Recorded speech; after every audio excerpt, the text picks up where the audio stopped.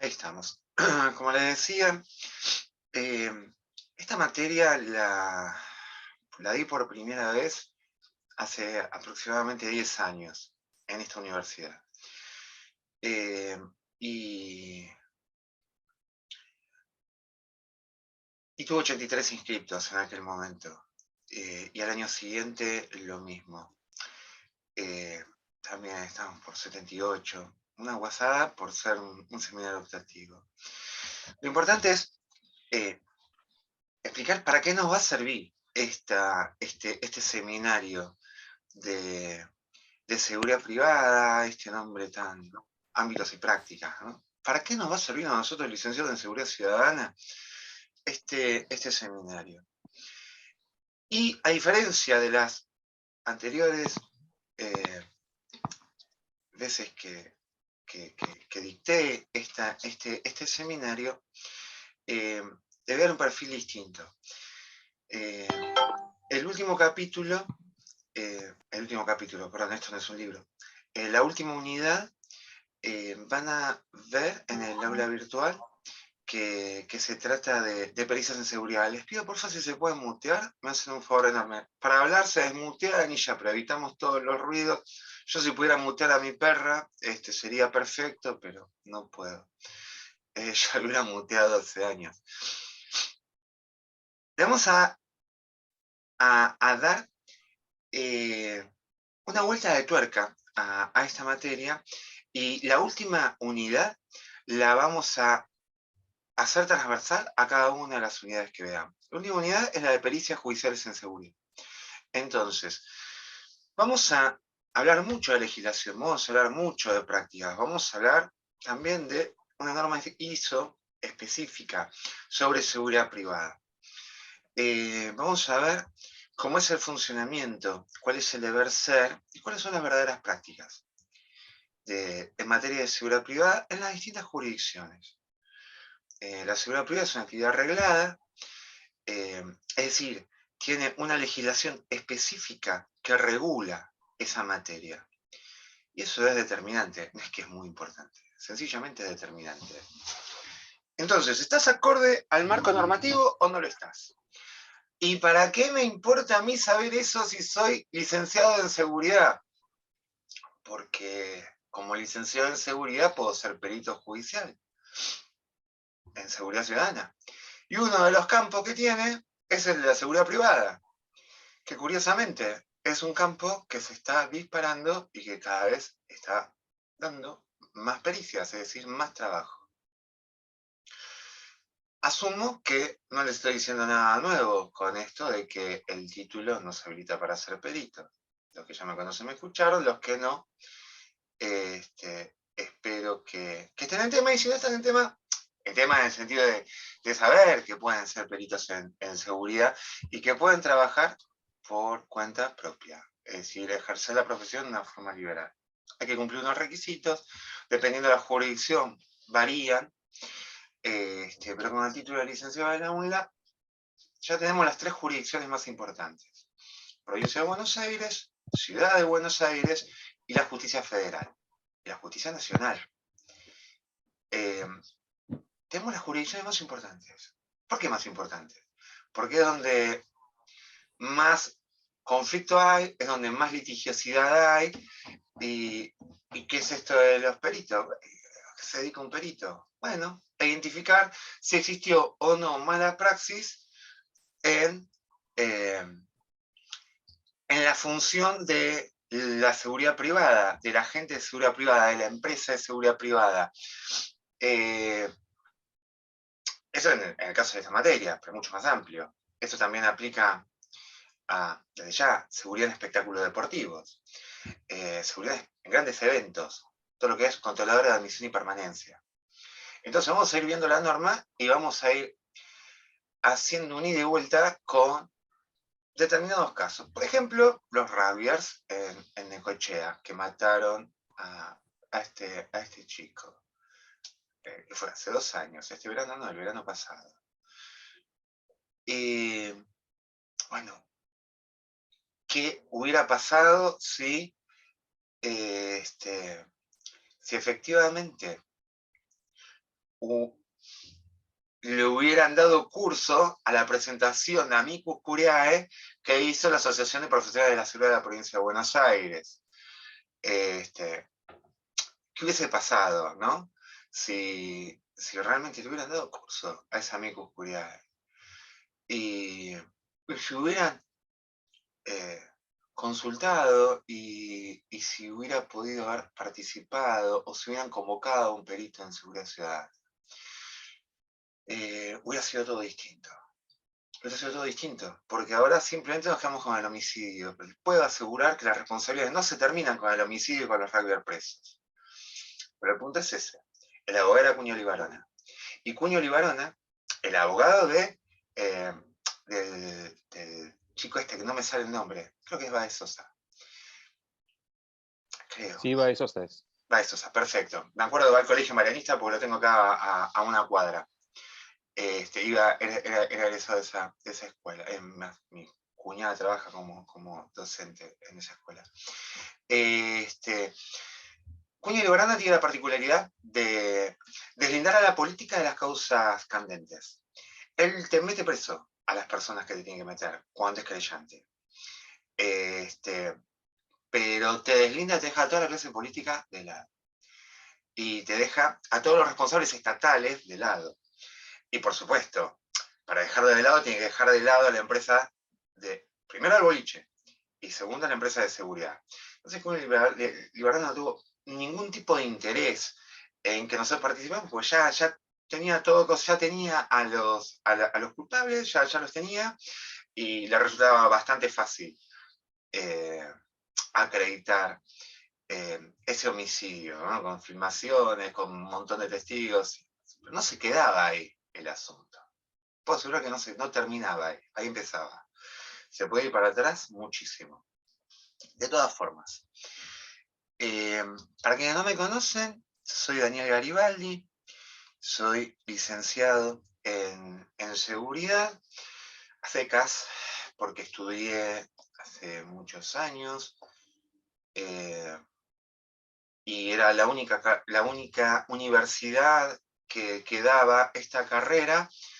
Cuando yo empecé en primer año, era el Instituto Universitario de la Policía Federal. Había otro. Ya cuando estaba en segundo o tercer año, comenzó la Universidad de Morón. Y después se largó la UNLA. Y bueno, y la UNLA cumplió 20 años ahora. Qué fuerte. Bueno, estuve 14 años como oficial de la Prefectura Naval. Me orienté al área policial, al área de seguridad de costas. Estuve destinado en Puerto Madryn, de oficial ayudante de primer grado.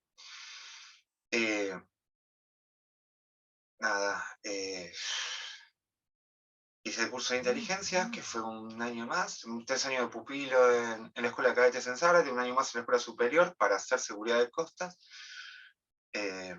Después hice un año más en la Escuela Superior, después de haber pasado 2 años por Puerto Madryn, para ingresar en el área de inteligencia, que es inteligencia criminal, lógicamente.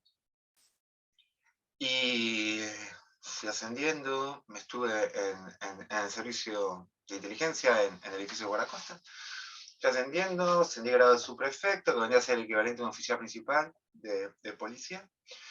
Y tuve que hacer jefatura de una delegación. Fui jefe de la delegación de inteligencia de la prefectura de San Isidro. Y me pasó lo mismo que le pasan a los Doberman cuando se le da vuelta el estómago y dejan de comer. Pero con mi profesión, con mi vocación. Me pasó eso. Así que decidí irme de baja. Y como había sido una gran tontería entrar en prefectura, todo esto ya me había recibido licenciado en seguridad, estudié igual que ustedes trabajando, así que sé de qué se trata, haciendo guardia los domingos y los feriados para no faltar a la facultad.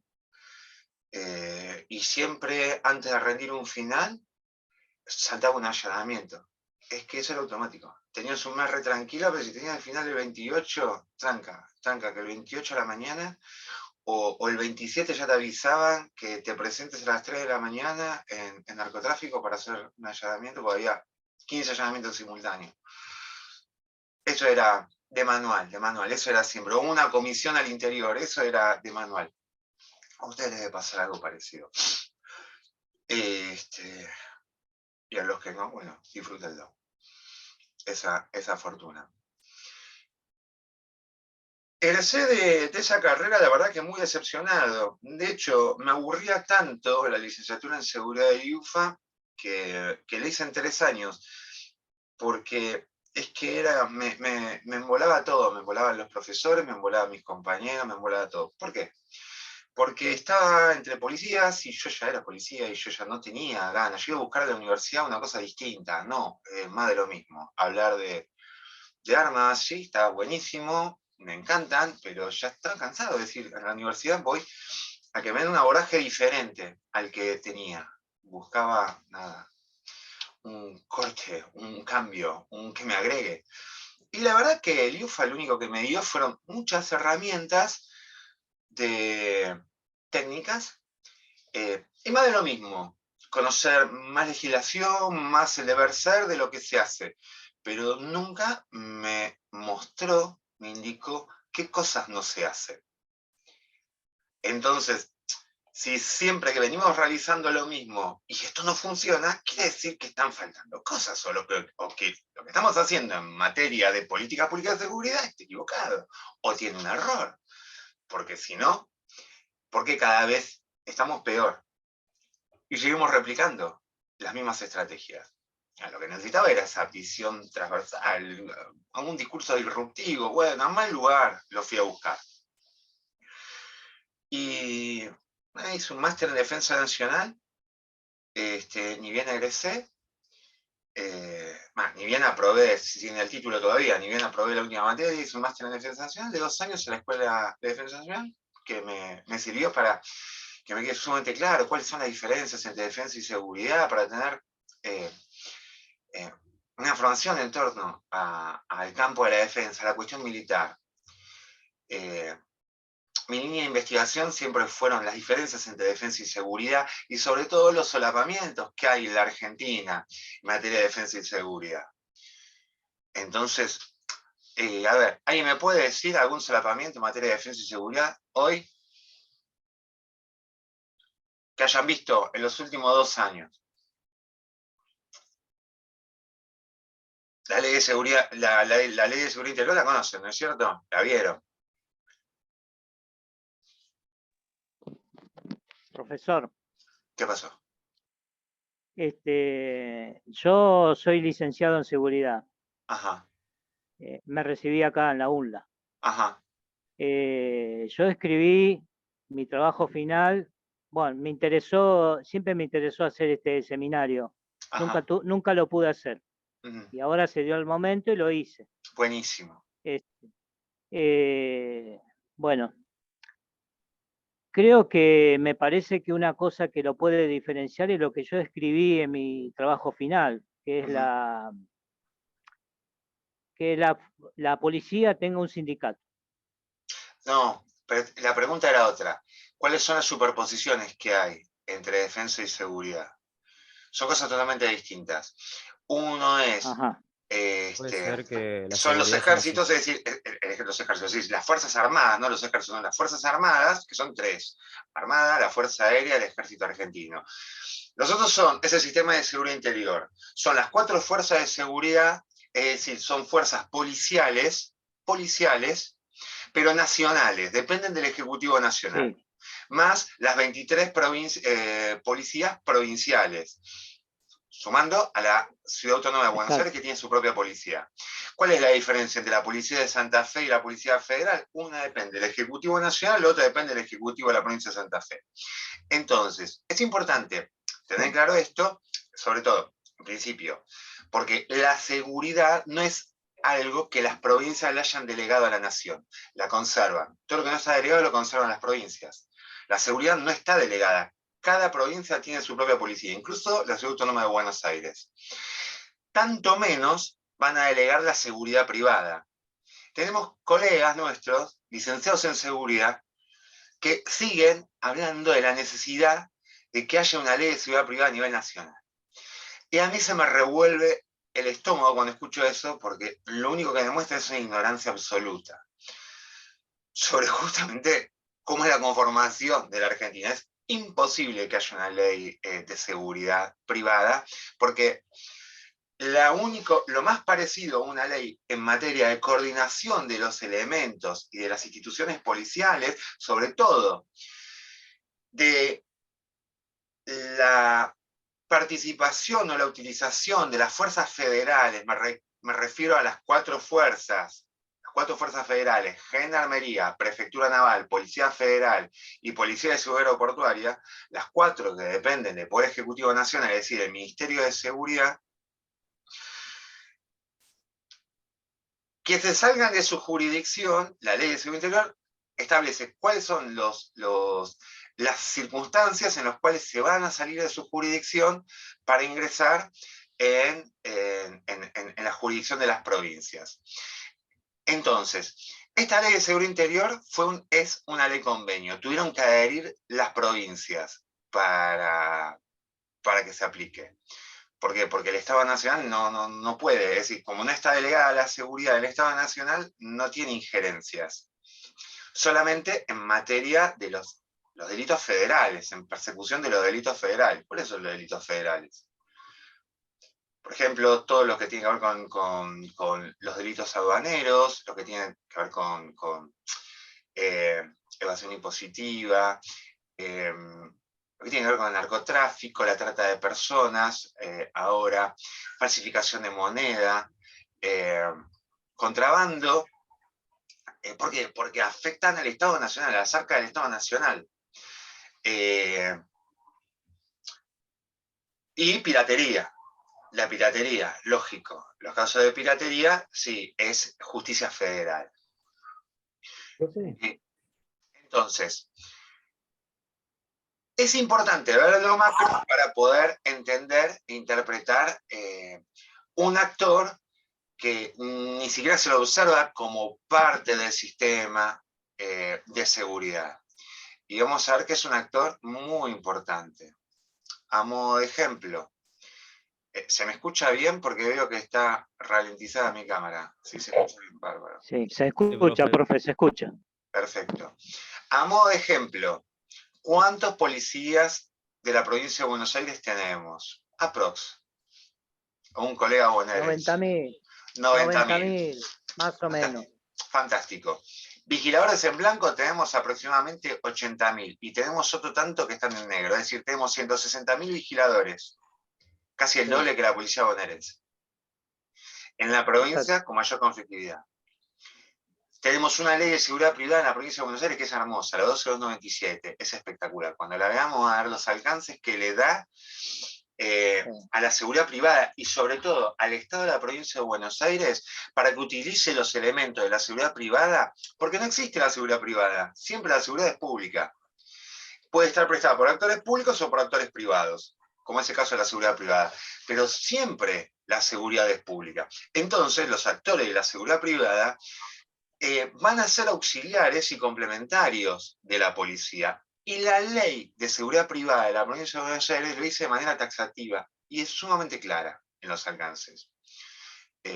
Cuando lo veamos, que va a ser la clase que viene o la otra, una consulta, profe. Claro que sí. Daniel, por favor. La 12297 está bien, abarca acá la zona de Buenos Aires, pero por ejemplo en zona norte, zona sur, no aplica. Esto es lo que estaba refiriéndose usted hace un momento. Jesús, no, pará. Zona norte, zona sur, ¿te referís a la provincia de Buenos Aires? Aplican toda la provincia de Buenos Aires. No de la provincia de Buenos Aires. Zona norte o zona sur del país. Pará, el país tiene provincias. Bueno, cada provincia tiene su propia ley. Dijimos que no está delegado. Lógico que no aplica. No puede aplicar, porque es una ley de la provincia de Buenos Aires. Entonces tampoco aplica en Cava. En Cava hay otra ley. Sí. El problema que nos encontramos es que hay provincias como Santa Fe que no tiene una ley de seguridad privada, sino que se maneja por reglamentos de policía, de la policía de Santa Fe, que son del año del arquero. Entonces, ese sí que es un verdadero problema. Problema para en realidad problema, no es un problema, está arreglado. Lo importante es que es una actividad arreglada, siempre, en cada jurisdicción. No hay jurisdicción argentina donde no esté arreglada. Ahora, en el ámbito federal, vamos a ver, por ejemplo, y yo me horrorizo porque lo regula la policía de Santa Fe, ¿no es cierto? ¿Y de qué me estoy espantando? Si el ámbito portuario lo regula la prefectura. Es la ordenanza marítima 1 del 94. Y en el ámbito de aeroportuario, la policía de seguridad aeroportuaria. Profe. Sí, escucho. Ricardo soy yo. Yo soy técnico superior en seguridad y soy DT de portuario, aeroportuario y bueno, de Cava. Y yo... la computadora. Te escucho. Y tengo hecho el curso en Prefectura Naval. Lógico, claro. Sí. Por eso, veamos cómo pasan esas cosas que son verdaderamente ridículas, ¿no? Sí. Y sobre todo que el curso lo tenés que hacer ante prefectura, en Provincia de Buenos Aires, lo vamos a ver con mayor detalle, para ser jefe de seguridad de una empresa de seguridad. Claro. Eso es responsable técnico operativo de una empresa.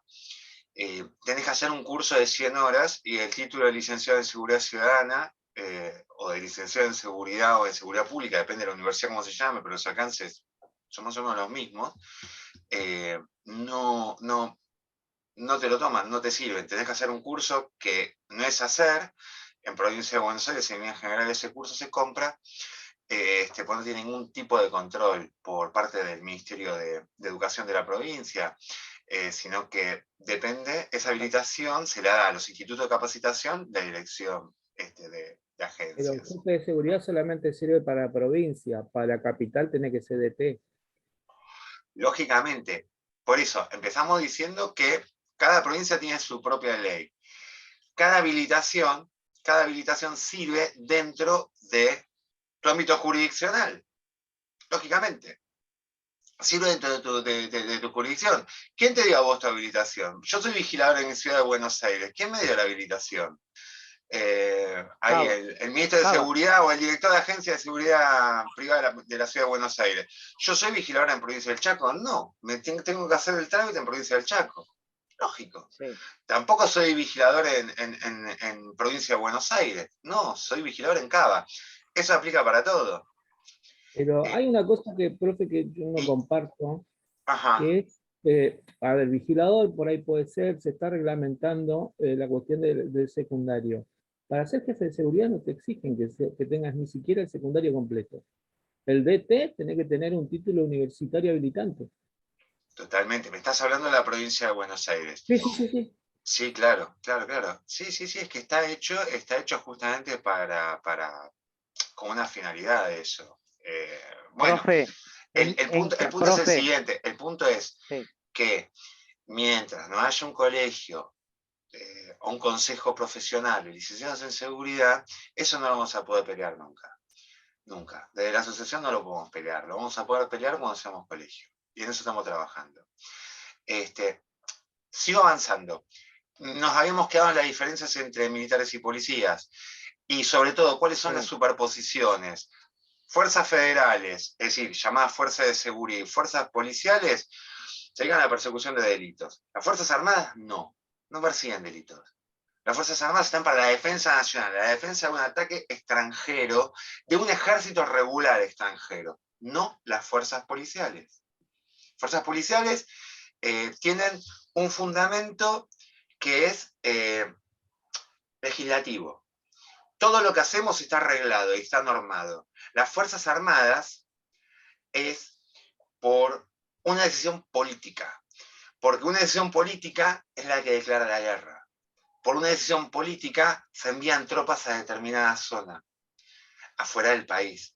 Es decir, con la sanción de la Ley de Defensa Nacional, primero, en el año 1988, y la sanción de la Ley de Seguridad Interior, la Ley de Defensa Nacional va a regular justamente cuáles son los alcances y las labores de las Fuerzas Armadas, y después se va a terminar de perfeccionar que el artículo 4 de la Ley de Defensa Nacional dice que las cuestiones atinentes a la seguridad interior, es decir, fronteras hacia adentro, serán regladas por una ley especial. Esta ley especial va a ser la 24059, que es la Ley de Seguridad Interior. Es justamente la que regula esto, ¿no? Pero, sin embargo, aún siendo el 92, en la última provincia en adherirse, creo, si mal no recuerdo, la anteúltima fue Córdoba y la última fue Santa Cruz, en el primer gobierno de Néstor Kirchner, es decir, en el 2002. Pasaron muchos años hasta que se adhirieron las provincias. Estamos hablando de la Ley de Seguridad Interior. Imagínense ustedes si es posible en este país que haya una ley de seguridad privada a nivel nacional. Cuando veamos todo el seminario, ahí nos va a quedar claro por qué estoy haciendo esta afirmación. Y cuando veamos todas las implicancias que tiene la seguridad privada, y todas las cajas que tiene la seguridad privada, y lo que implica eso. Entonces, me sigo presentando y mientras tanto voy presentando la materia. ¿Qué diferencia entre un seminario y una materia? Que los seminarios son itinerantes. Los seminarios, hoy estamos, mañana no estamos. Mañana hay otro. ¿Por qué? Porque interesa otro tema y hablan otro tema. Y listo. Y yo sigo dando mi materia ahí, tecnología y seguridad y ya. Son itinerantes. Un seminario no es ni más ni menos que cualquier otra materia. La diferencia es que uno tiene una oferta académica y elige el seminario, es optativo. Pero no es que vaya a ser más sencillo, que vaya a ser un trámite, que vaya a ser, nada, profesor, un seminario, ¿cómo no lo voy a aprobar? Olvídense de eso.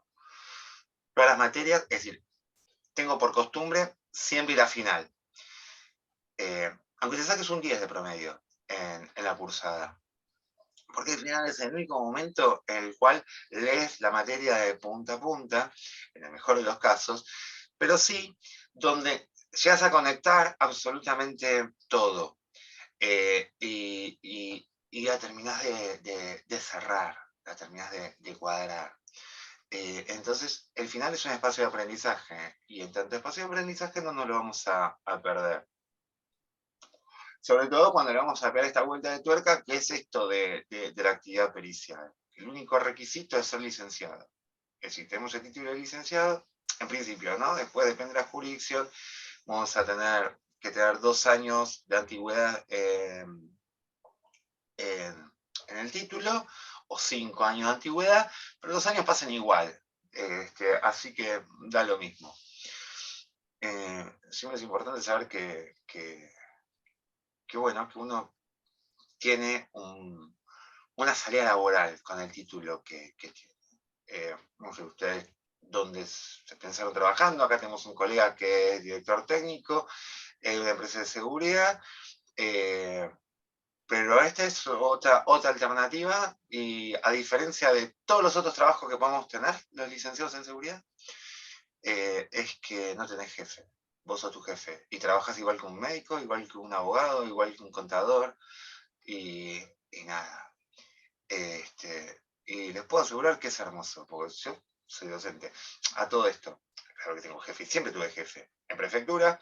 Después les conté que hice el máster en defensa, y les hablé un poquito de las zonas grises, y no estoy muy que eso me preocupa un poco con las respuestas. Porque zona gris tenemos donde las Fuerzas Armadas se meten en temas que son de seguridad, que son de temas policiales. Por ejemplo, cuando la Armada patrulla las 200 millas, ¿qué tiene que hacer la Armada patrullando las 200 millas y las 200 millas y la zona económica exclusiva? Es decir, los caladeros de pesca y la custodia de esos caladeros, por ley orgánica le corresponde a la prefectura. Porque cuando vamos a votar nos encontramos efectivo de las Fuerzas Armadas? Elecciones nacionales, noten el detalle. Cuando son elecciones provinciales, nos encontramos a la policía de las provincias que corresponde, pero no nos encontramos ni a Policía Federal, ni nos encontramos, puede ser que nos encontremos a una fuerza de seguridad que le pidan apoyo, puede ser, pero no vamos a encontrar nunca al Ejército Argentino, ni a la Fuerza Aérea, ni a la Armada. Pero cuando las elecciones son nacionales, sí que nos encontramos. Y es más, la custodia del comando electoral, el el comando electoral directamente se emplaza en el edificio del Ministerio de Defensa. Qué interesante. ¿Y por qué eso? Bueno, eso es otra materia, es otro campo, pero el tema este de la seguridad tiene tantas ramas y tiene tantos aspectos que es interesantísimo. Cuanto más nos metemos en el campo, nos damos cuenta que es más profundo. Y eso quiere decir que hay tela, y eso quiere decir que hay necesidad, quiere decir que hay una vacancia, y eso, como profesionales, es lo mejor que nos puede pasar. Quiere decir que estamos estudiando sobre un campo que está prácticamente virgen, les puedo asegurar. Por más que la UNLA funcione hace 20 años, el IUF hace 40, los mayores avances se hicieron con la UNLA a nivel académico, por mucho. No tengo dudas que es la mejor universidad, que es la mejor universidad, que es la mejor licenciatura en seguridad, y trabajé en la Universidad Nacional del Sur, en Bahía Blanca, trabajé en la Universidad de Morón, trabajé en el IUFA, trabajé en el Instituto Superior de Seguridad Pública, con la tecnicatura, ahora hay licenciatura también, y además. En la Universidad de Gran Rosario, que sigo trabajando como docente. Y les puedo asegurar que la mejor carrera es la de la UNLA, por muchísimos aspectos. Pero bueno, al margen de eso. Lo importante es que el campo disciplinar todavía está virgen, le falta, ¿no? Le falta recorrido. Y eso es bueno, porque es una oportunidad para nosotros. Y hay que construir el campo. No tenemos colegio, por ejemplo. Y estamos trabajando en eso, para así tenerlo. ¿Qué más hice? Hice una especialización, una carrera de especialización en Administración y Derecho de la Seguridad Pública en la Universidad de El Salvador, la dirigía Dromi, un referente fundamental del derecho administrativo en Argentina, también una persona que lo personal me parece abominable, pero eso es al margen. La verdad que escribe maravillosamente bien, sus libros son muy claros, y escribió, la verdad que de derecho administrativo que estudia todo el mundo. Y el poder de policía es derecho administrativo. Entonces por eso es tan importante para nosotros. Y sobre todo para los peritos. Bueno, como le dije que se me dio vuelta el estómago cuando estaba en prefectura, dejé de comer, es una licencia poética comparándome con un Doberman, ojalá tuviera el valor que tienen los Doberman. Me fui de baja voluntaria, me faltaba un año para poder cumplir el tiempo mínimo para retirarme, con 15 me retiraba, me fui exactamente con 14 y un mes. No me interesaba el retiro de prefectura. Guardo muchísimos amigos y conocí gente muy buena, muy honesta y que tiene una vocación enorme. Yo en ese momento me quería ir. Así que, como soy hijo de italiano, mi papá era italiano, tengo la ciudadanía, saqué el pasaporte comunitario, pasaporte italiano, y me fui a Barcelona a hacer a trabajar en principio, porque una beca no la conseguí, y trabajé en Prosegur como administrativo un año en Barcelona. Al segundo año ya conseguí la beca doctoral. Estuve 2 años viviendo en Barcelona y hice la Universidad Autónoma de Barcelona, doctorado en seguridad y prevención. Fue sumamente enriquecedor porque conocí o entendí el porqué de los problemas que tenemos acá en materia institucional. ¿Dónde está el origen de ese problema? Con las instituciones nuestras, ¿no? Y ese es el legado del modelo policial continental europeo.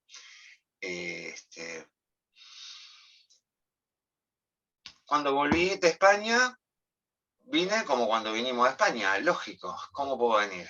Yo tenía 32 años, 33 años, sí, el doctorado, ya había publicado 3 libros,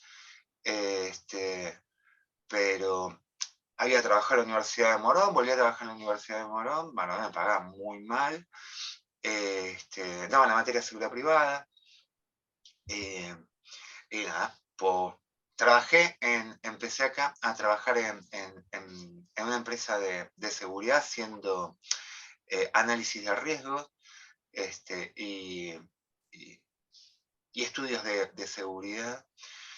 Estuve muy poco tiempo trabajando en esa empresa, después tuve la oportunidad de ser jefe de seguridad del Teatro Colón, seguí trabajando en la Universidad de Morón y ahí tuve la oportunidad de ingresar en la Policía Metropolitana. No me causaba ninguna gracia. No había ido de prefectura para volver a usar uniforme. No tengo ningún problema con los uniformes, de hecho me lo puse 2 veces, pero en ese momento estaba bastante agobiado con mi experiencia. Nada, es que estar en el área de inteligencia hace que te metas en el barro y que estés en contacto con un nivel de estrés y de tensión permanente y tu calidad de vida. Nada, no le voy a contar nada nuevo a los colegas policías, sobre todo los que trabajan en calle o que están en una brigada. Saben perfectamente de qué estoy hablando y cómo te afecta personalmente y familiarmente. Bueno, en síntesis, sí entré en Policía Metropolitana, me dieron el mismo grado que tenía en prefectura, el grado de inspector. Después ascendí a subcomisionado, ya sí es oficial jefe, es un subcomisario, y después cambió la fuerza, nos pasaron compulsivamente a la policía de la ciudad y cambió el proyecto. Y al mismo tiempo se dio el hecho de que yo ya tenía una muy buena carga horaria en la UNLA y decidí irme también y dedicarme con exclusividad a la docencia universitaria. Ahora estoy escribiendo mi 6º libro y el último libro que publiqué fue el año pasado en coautoría, que es un manual sobre pericias en seguridad ciudadana. Ahora estoy escribiendo el segundo, es una colección que va a ser sobre pericias en seguridad en countries barrios privados y parques industriales. Está directamente vinculado con la seguridad privada y el tercero va a ser sobre seguridad privada. Entonces,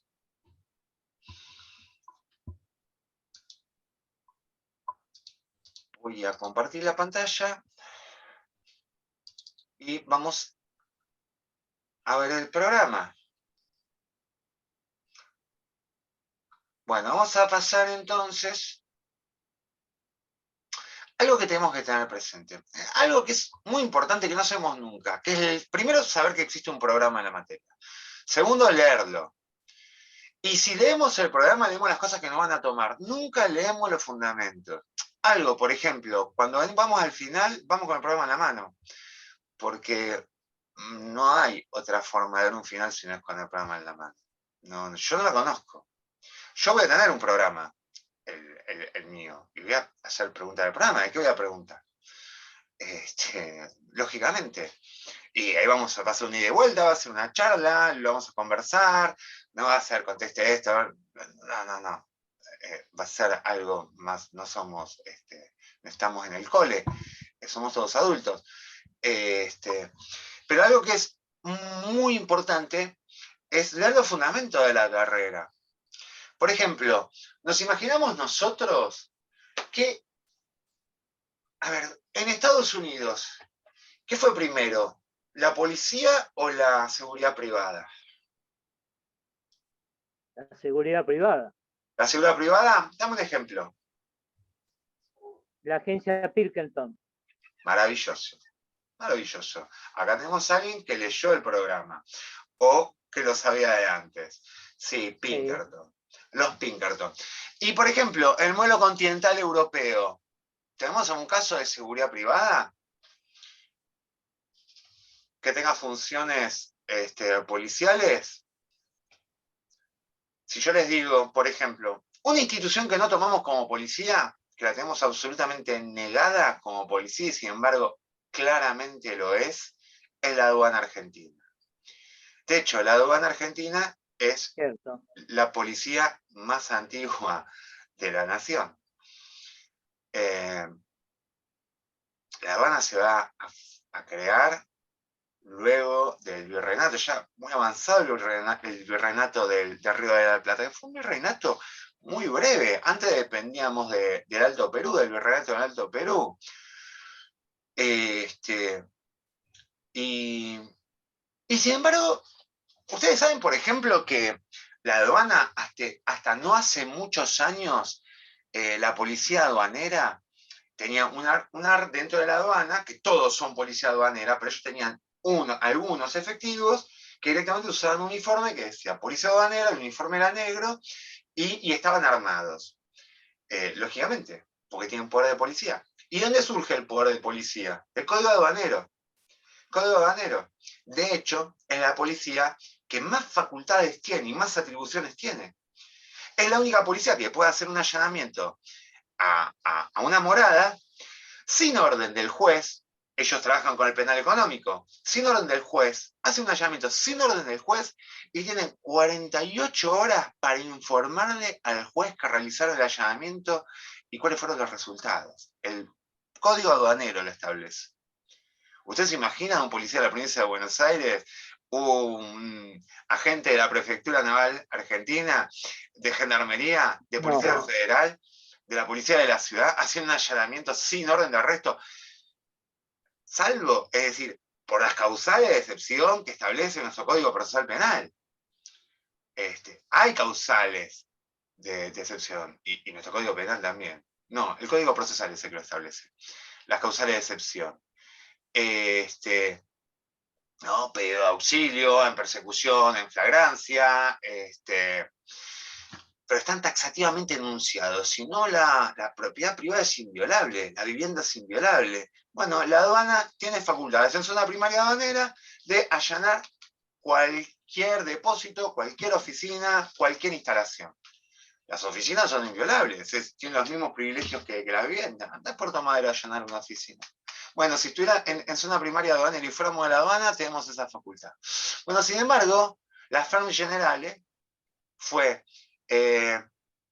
era una empresa privada que tenía una concesión con por ejemplo, la ciudad de París, donde se encargaba de hacer las veces de aduana. Entonces, en las 70 puertas que tenía de acceso a París, había agentes de la Ferme Generale.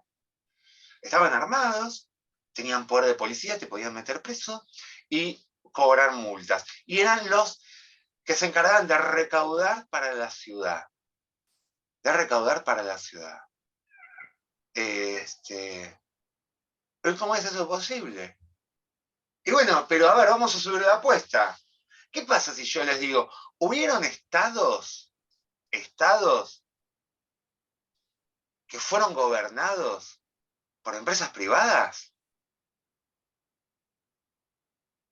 Puede ser. Por ejemplo.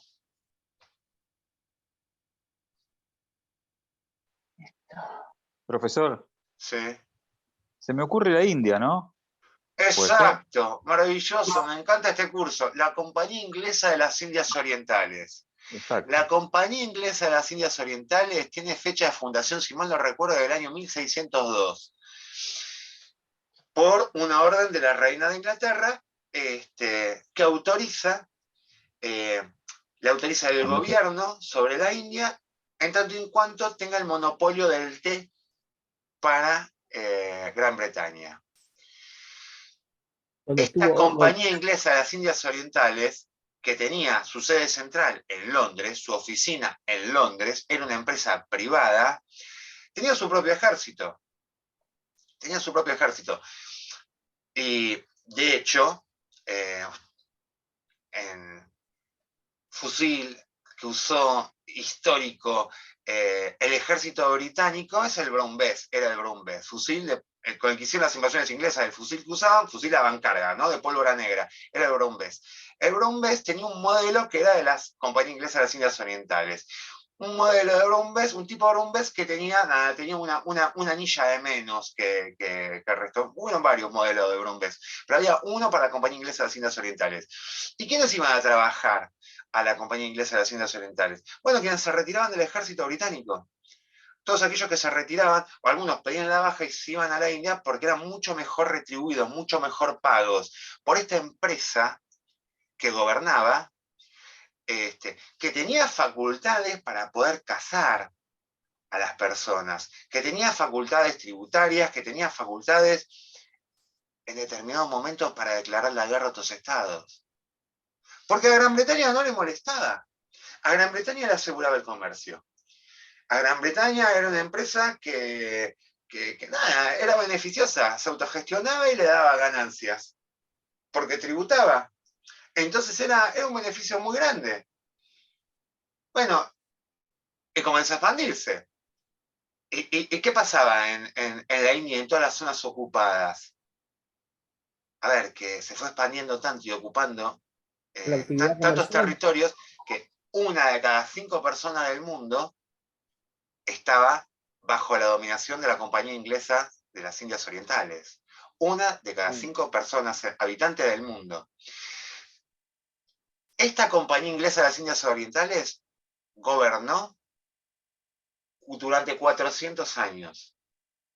Durante 400 años. Recién en la guerra de los cipayos es que de Inglaterra le van a quitar esa concesión, llamémosle, pues tenía facultades, como le dije, para tener su propio ejército y declarar la guerra. ¿Y cómo constituían su riqueza? Principalmente porque, ¿saben que en la India hay castas? Y en principio no se metían con la propiedad privada. No había problema con eso. Si vos eras indio, pertenecías a una casta alta, no pasa nada. Vos tenés tus tierras, tenés tus animales, está todo ok. Ahora, cuando te morías, no lo heredaban tus hijos, sino que pasaban a la compañía inglesa de las Indias Orientales esos bienes. Y así, poquito a poco, y de a uno, es que fueron enriqueciéndose cada vez más, haciéndose de esos territorios. ¿Y por qué la guerra de los cipayos? ¿A qué se llama cipayo? Hoy, ¿a quién le decimos cipayo? Alguien que trabaja para el enemigo, para la fuerza de ocupación. Eran los indios que trabajaban para la compañía inglesa de las Indias Orientales. ¿Y cuál fue el motivo? En teoría, el motivo fue que cambiaron la forma de proveer la munición, estamos hablando de avancarga, entonces, nada, que los proyectiles venían adentro de como si fuese un saco que era de papel, el proyectil de plomo, la pólvora en el otro extremo, y estaba sellado, impermeabilizado con grasa de vaca, para evitar la humedad. Y ellos como hindúes, no, eso había que romperlo con los dientes, no lo iban a hacer. En teoría ese era el motivo. Lógicamente eso fue un disparador, pero el tema era claramente económico, que cada vez vivían más en la miseria y que estaban perdiendo absolutamente todo, y que era insostenible. Pero al margen de eso, también tuvo el monopolio del opio, la compañía inglesa de las Indias Orientales. Entonces empezó a exportar opio a China, el opio, la droga más adictiva. Ahora es la heroína, pero en aquel momento era el opio, la droga más adictiva de la época. Bueno, y hay metanfetaminas que también son tan adictivas como la heroína. Pero, pues claro, la compañía inglesa no le podía vender opio ni a las colonias británicas, ni mucho menos a Gran Bretaña. Y claro que se lo vendían, de hecho había opio ya. Pero principal productor de opio, ¿y cuál era el principal consumidor de opio? China. Entonces tuvieron las dos guerras del opio. Pierde China contra la compañía inglesa de las Indias Orientales, que es Gran Bretaña, pierde la guerra, además de tener que indemnizarlos, va a perder Hong Kong y Taiwán. Vean ustedes. Taiwán, que está en disputa ahora, que está a punto de... no sabemos qué va a pasar con el mundo, si van a declarar la guerra o no, pero que se están tirando misiles chinas al mar territorial, esto pasó en esta última semana. Eso viene como consecuencia de haber perdido la guerra del opio. Y sin embargo, la OTAN y Estados Unidos y todos, no, avalan a Taiwán y avalan a Hong Kong, que también lo perdió por la guerra del opio. Entonces, el nivel de hipocresía que hay es alucinante. Pero no hablamos de hipocresía acá, sino que hablamos, no al menos ahora, hablamos de la seguridad privada, que sí una empresa puede gobernar. Y está recontra demostrado. 400 años gobernó la compañía inglesa de las Indias Orientales. La Argentina cumplió 200 años en el 2010. 200 años, el doble de la vida que tiene la República Argentina. Una empresa privada. 1/5 de la población del mundo gobernó. Entonces, claro que estas grandes corporaciones son muy peligrosas. Claro que puede pasar. Y como bien dijo el colega, en Estados Unidos, los Pinkerton, así se los llamaban aquellos trabajadores de la empresa Pinkerton, empresa de seguridad privada, y a todo esto es la empresa más antigua, porque todavía está vigente, y todavía hay un Pinkerton dentro de la sociedad. La mayor parte de esa empresa la compró Securitas, pero Pinkerton como Pinkerton sigue existiendo. Alan Pinkerton se llama, creo. ¿Perdón? Alan Pinkerton. Alan Pinkerton fue el fundador, que tiene una historia muy interesante, Alan Pinkerton. Era un escocés que emigra muy pobre, como todo inmigrante, a Estados Unidos y empieza a tejer contactos, y en realidad a tejer contactos y a vender inteligencia en la guerra de secesión. Se da cuenta que es un negocio muy grande. Pagarle, tener agentes encubiertos. Él trabajaba para el norte, para el que triunfa, para las tropas del presidente Lincoln, después presidente Lincoln.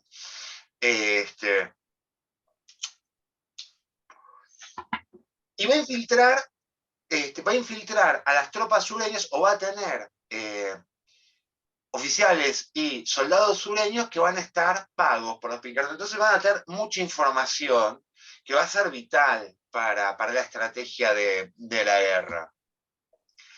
Y así se van a ganar los favores de Abraham Lincoln. Se van a ganar los favores. Ganan la guerra de secesión. Fue el primer servicio de inteligencia de Estados Unidos, el de los Pinkerton. Tenemos que cambiar de negocio. Ya la inteligencia es importante, sí que es importante. De hecho, uno de los fundadores del FBI era un Pinkerton. Había trabajado en Pinkerton, del FBI. Es decir, el FBI se hizo con ex-Pinkertons. Y empresas de seguridad privada. Entonces se empieza a dedicar a la seguridad privada, Alan Pinkerton. Y empieza a ganar contratos del Estado. Pero muchos contratos del Estado, muchos. Imagínense ustedes, gana el contrato del servicio de correos, del servicio postal, gana el contrato de seguridad de los ferrocarriles. Contextualicemos. Cuando miramos las películas del oeste, donde estaban los saqueadores, donde estaban los indios que tiroteaban a los trenes, y sobre todo los cowboys o los saqueadores de trenes, los que defendían a los trenes eran Pinkerton. Porque, ¿qué pasaba? Estaba la fiebre del oro. Entonces tenemos en el oeste las minas de oro y en el este la industria y en los puertos. En el este, en Boston, acá sobre el Atlántico. En el oeste tenemos las minas de oro. ¿Qué pasa? Para allá van suministros y dinero, para aquí viene oro. Es decir, el tren era robable, y sobre todo el correo, que era el que se encargaba de trasladarlo, era robable tanto cuando iba como cuando venía. Era un botín perfecto. Sabemos cuándo viene, eran trenes a vapor, eran trenes lentos, los podemos abordar y los saqueamos. Era perfecto. Lo podemos emboscar por donde quisiéramos. Nada, los Pinkertons iban a bordo de ese tren resguardándolo. Una empresa de seguridad privada, no era el ejército.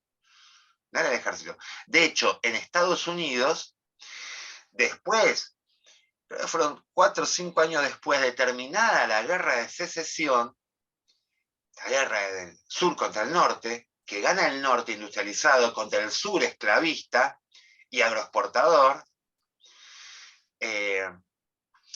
lógicamente el ejército del norte va a ocupar al sur. ¿Y qué es lo que va a hacer? Va a desarmar a las policías locales. Va a desarmar a las policías, y el ejército del norte va a cumplir las labores de policía. ¿Ustedes se imaginan un ejército de ocupación que hasta antes de ayer nos estábamos matando, ahora soy la policía en tu pueblo? ¿Qué relación podía tener? ¿Cuál era el trato? ¿Cuáles eran los abusos que podía cometer? El ejército victorioso. Un ejército de ocupación, y además que el sur lo veía como un ejército de ocupación. Cometieron bestialidades. tantas fueron las bestialidades, que van a sancionar la Posse Comitatus Act, la ley del Posse Comitatus, que tiene jerarquía constitucional. Tiene jerarquía constitucional. Tengamos presente que Estados Unidos tiene una legislación distinta a la nuestra, ellos pertenecen al Common Law, no tiene una constitución como tenemos nosotros, sino que es una sumatoria de leyes fundamentales que tienen una jerarquía distinta al resto de las normas, pero nosotros venimos con la impronta de la Europa continental, ellos del modelo británico, lógicamente. Pero el Posse Comitatus es como la segunda enmienda. ¿Qué es la segunda enmienda? La que autoriza a todos los estadounidenses a tener armas. ¿Por qué? Porque la defensa y mi seguridad me la genero yo. ¿Saben por qué? Yo ciudadano. Porque yo estoy antes que los Estados Unidos. Porque fueron los ciudadanos los que liberaron a los que hicieron a los Estados Unidos, porque los liberaron de la ocupación británica. No había un ejército. Nosotros fuimos. ¿Y en Argentina qué pasó? Fueron los patricios. ¿Quiénes eran los patricios? ¿Qué es un patricio? ¿Quién es una familia patricia? Una familia de colonos, los hijos de los primeros españoles que vinieron. Los nietos de los españoles son patricios. Salsa Unzué, Pereira Araola, hoy son nombres, apellidos ilustres. Claro, sí, porque primero robaron con el puerto, con el contrabando, y después con la plata del contrabando compraron las tierras que Roca le vendió a precio vil, que con su propio genocidio se la quitó a los pueblos originarios.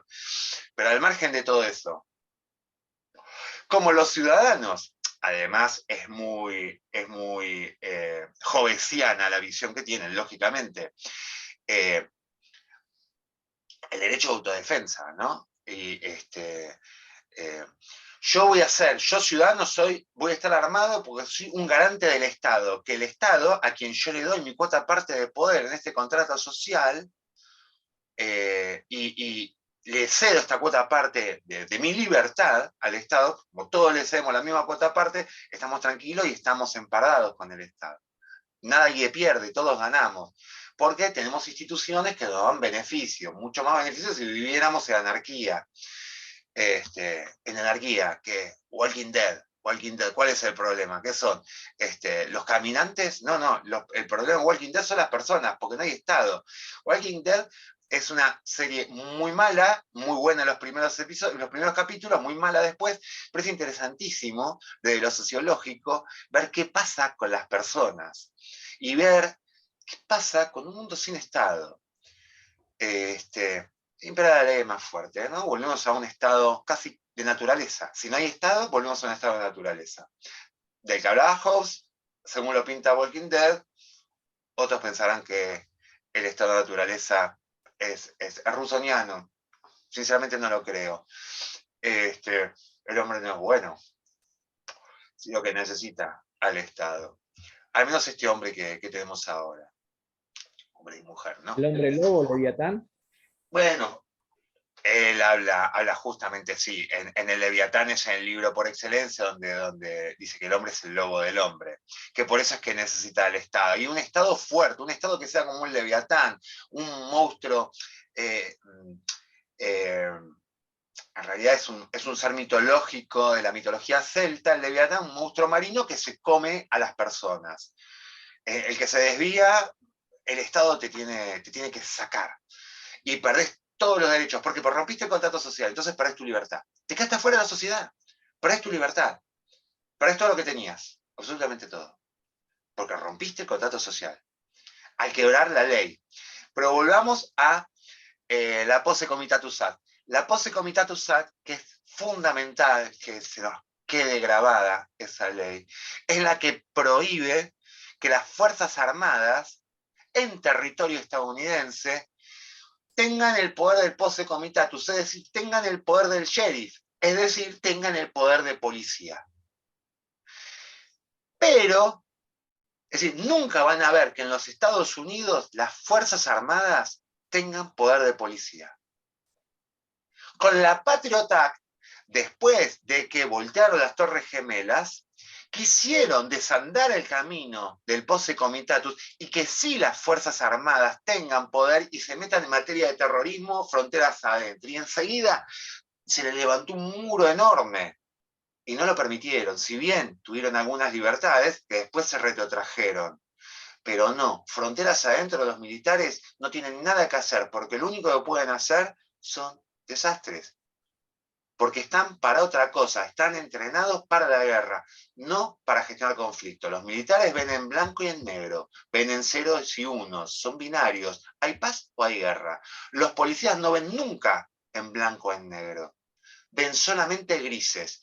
Nadie es tan bueno como para no ser controlado, blanco. Nadie es tan malo como para no tener derecho y que le quiten la vida, negro. Los militares estamos en combate, te tomo prisionero si puedo, y si estratégicamente no me vas a demorar. Si no, no te voy a tomar prisionero. Y sí tengo que seguir avanzando, porque yo voy a dar mi vida por la patria. ¿Cómo no voy a dar la vida del enemigo por mi patria? Claro que sí, claro, lógico, lógico. Por más que exista el Tribunal Penal Internacional y que lo que estoy diciendo en teoría no se puede hacer, claro que se hace, lógico. Yo no voy a trazar una patrulla que tiene un fin estratégico por tener 50 detenidos, o 20, o 100. Lógico que no, desde ya. Pues la misión es más importante. Pero al margen, el Posse Comitatus SAC es la que prohíbe que las Fuerzas Armadas estadounidenses tengan poder de policía en los Estados Unidos. Pero vean que permanentemente en la Guerra Fría, a partir de la Guerra Fría, es decir, cuando termina la Segunda Guerra Mundial, comienza la Guerra Fría, y la doctrina de seguridad nacional, es decir, en simultáneo con la Guerra Fría, propician a toda América Latina y a España, que es donde aplicó la doctrina de seguridad nacional, de México hacia el sur, y España, para que las Fuerzas Armadas tengan injerencia en materia de seguridad, para que las Fuerzas Armadas se metan en cuestiones policiales. Vean ustedes, el Plan Colombia, son las Fuerzas Armadas los que lucharon contra el narcotráfico. Ahí tenés los falsos positivos, ahí tenés los genocidios, ahí tenés los desbordes.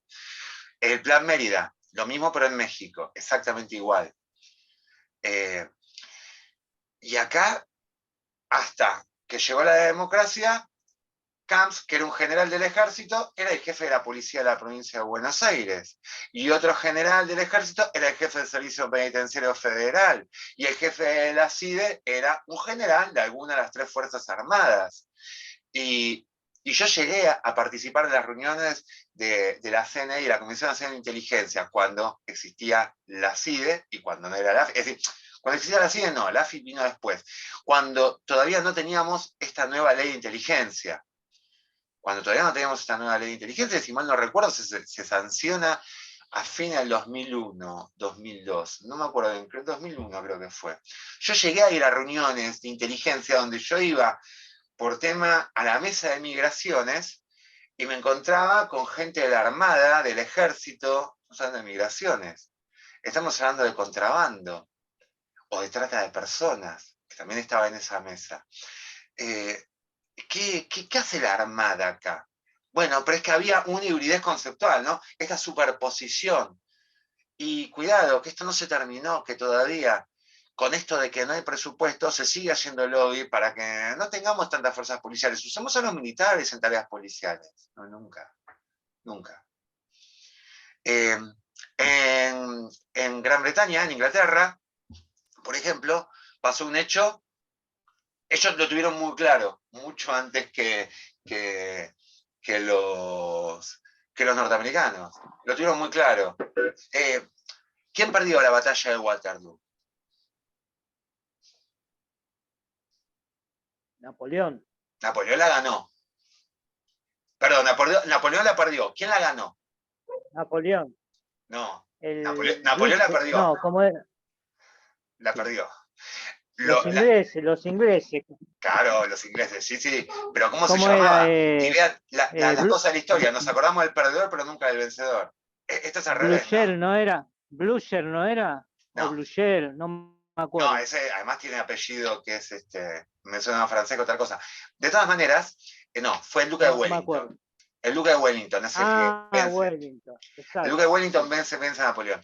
Se puede imaginar el Duque de Wellington cómo vuelve a Inglaterra después de haber vencido al tirano de Europa, al que todos le temían, al gran estratega, al que invadió casi toda Europa. Llegó a Francia, llegó a España, y que cuando se iba retirando iba dinamitando, robando los museos, saqueándolos y dinamitando todas las ruinas arqueológicas. Lo que no se podían llevar lo dinamitaban. Bestias. Trató de invadir Rusia, Napoleón. Imagínense, y el duque de Wellington lo venció en Waterloo. Imagínense cómo volvió a Inglaterra. Volvió que no caminaba, levitaba, lo querían todos, lo amaban todos. Y fue el primer ministro. Fue primer ministro en Gran Bretaña. Y en un levantamiento de relojeros, una huelga, en la plaza de Saint Peter Peel,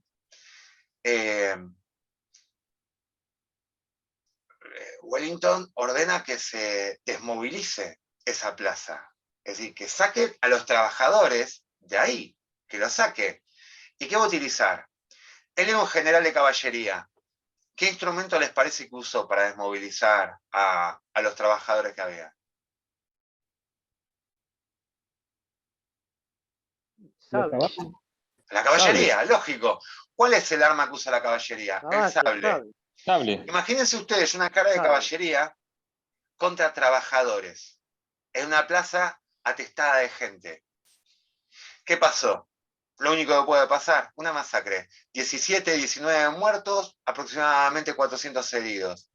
Al día siguiente la prensa londinense le pegó tanto justamente a esa masacre que se lo llamó la batalla de Peterloo, burlándose por Waterloo, ¿no? Ridiculizando al duque de Wellington, que había tratado un tema que era de seguridad interior, que era con sus propios ciudadanos, con sus propios británicos, como si fuesen enemigos. Por eso la batalla de Peterloo, por Saint Peter Field, por el nombre de esa plaza.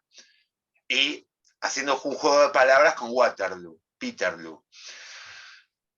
Bueno, tanto es así que Wellington, que era militar, pero no militarista, se dio cuenta enseguida que el instrumento militar no servía para las tareas que no eran exclusivamente militares. Y ahí es que va a encomendar a Robert Peel para que organice la policía de Londres. Sí, Robert Peel va a ser el que va a crear a los Bobbies. Los Bobbies, la policía londinense, es la policía que se caracteriza por la sonrisa del Bobby. Son todos grandotes, no estuve nunca en Gran Bretaña, pero lo más cerca que estuve de un Bobby fue por el show de Benny Hill, que siempre aparecía. Ah, sí, estuve una vez, sí, estuve en Gran Bretaña. Pero no me crucé con ningún Bobby, porque no estuve en Londres. Profesor, Daniel. Para que cierre la idea, porque si no me pierdo. Sí. ¿Qué tenemos? Que son grandotes, que no están armados, usan un bastón largo. Y son muy amables, sumamente amables. Ahora, si te pega un Bobby, la culpa fue tuya, ¿eh? Porque nadie va a poder meter al juicio la conducta de un Bobby. Porque se centran en el autocontrol. Voy a subir a la página los principios de Robert Peel con respecto a lo que para él era un buen policía. Y esos principios nos aplican y ojalá todos tuviéramos encarnados esos principios de Robert Peel. Esos conceptos tan claros y que claramente funcionan. Vean ustedes cómo en Londres, y no en Londres, sino que toda la policía, salvo los que se dedican a terrorismo, que fue un avance y la policía se resistió, están armados. Es decir, todos los policías están desarmados, salvo los que se dedican a terrorismo. Antes a combatir el IRA, ahora a Qaeda, a ISIS, a quien sea de turno que esté. Y también se resistían muchísimo. Porque no quieren saber nada con tener armas. Y es un país desarmado. Y es el país de Europa, uno de los países con menos tasa de homicidios. Creo que no llega a 2 homicidios cada 100.000 habitantes.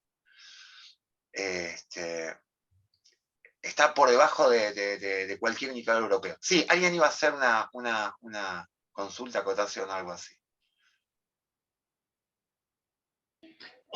No, yo quería decir hoy, ni me acuerdo ya qué era, pero nada, que acá el coronel Falcón también dispersaba manifestaciones a los tiros con... Pero lógico, pero claro, pero nosotros venimos del modelo continental europeo. Ellos son los fundadores del modelo anglosajón, pero el modelo policial anglosajón es anterior incluso a Robert Peel y es anterior al Duque de Wellington. Entonces, la lógica que tienen de Estado y la relación que hay entre el Estado y los particulares es totalmente distinta. El punto, y volviendo a los Pinkerton, es que había condados, pueblos, que como es policía local, es decir, el modelo de Estado no es descendente como es acá, como es en la España continental, y por añadidura también en todo lo que es América habla hispana o Brasil. Distinto va a ser en Canadá y en Estados Unidos, porque fueron colonizados, bueno, por franceses, los canadienses, pero va a tener la misma dinámica que el modelo anglosajón, el modelo policial canadiense. Hasta por ahí nomás, con más limitaciones. Pero donde la propia comunidad elija su propia policía dentro de los actores de la comunidad local, dentro de los agentes del pueblo, de las personas del pueblo, elija sus propios policías, entre ellos. Eligen al sheriff, entre ellos, protección popular. Bueno, había pueblos que no querían elegir, porque yo no quiero tener un sueldo del pueblo, yo quiero tener mi negocio, yo quiero ir a buscar oro, yo quiero trabajar en mi tienda, yo quiero hacer los zapatos y venderlos, yo quiero seguir siendo carpintero, no me interesa tirotearme con nadie. Entonces contrataban Pinkerton. Directamente, seguridad privada. ¿Cómo hacen los countries ahora, que tienen su propia policía con seguridad privada? Bueno, con Pinkertons. En otros casos no, sí, había policía, pero el sheriff que sea alguien que sepa. Entonces el sheriff era un Pinkerton. ¿Cuándo va a entrar en decadencia Pinkerton? Principio del siglo XX. Si mal no recuerdo, 1917, 1916 o 19, por ahí, por esa fecha andamos. ¿Por qué? Porque ellos eran los rompehuelgas. Entonces se hicieron la fama de cosacos, de rompehuelgas. Había una huelga. Recordemos que en esa época, si bien el marxismo era fuerte, era mucho más fuerte el anarquismo. Los primeros sindicatos, ya había sindicatos fuertes, una efervescencia enorme, porque no había derechos laborales, eran mínimos, una efervescencia enorme, y huelgas grandes, de magnitud. Estaban los Pinkerton con fusiles, con carabinas, Winchester y nada. Bueno, hasta que hubieron 20 muertos y ser un Pinkerton era sinónimo de ser un asesino. A partir de ese momento, ser una bestia. A partir de ese momento, Pinkerton se empezó a disolver. Pero antes ya había tenido problemas. Mirá qué problema había tenido. Que en el Senado estadounidense se dieron cuenta que los Pinkerton, estamos volviendo a la época de Lincoln, cada vez tenía más poder, una empresa privada, una empresa de seguridad privada, porque tenía cada vez más concesiones y tenía la custodia presidencial, la custodia de Lincoln, eran Pinkerton, una empresa de seguridad, en realidad Prosegur o Seguritas, custodia presidencial.